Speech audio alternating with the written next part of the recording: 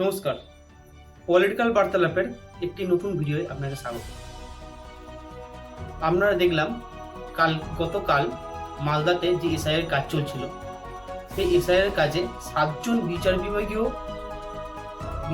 বিচারপতিকে একটি ভিডিওয় ঘরে আটকে রাখা হয়েছে।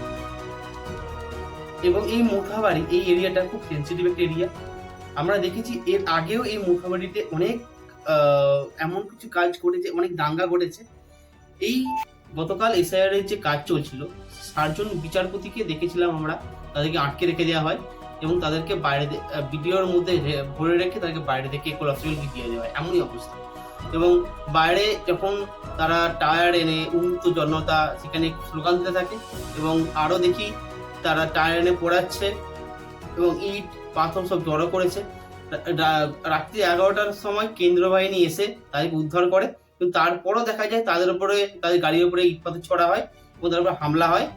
এর পরিপ্রেক্ষিতে আমরা আজকে সকালবেলা বাগডোগরা বিমানবন্দর থেকে সিআইডি দেখলাম গ্রেপ্তার করেছে মোফাকুল ইসলামকে এবং তার সহযোগী আশরাফুল বাগানি।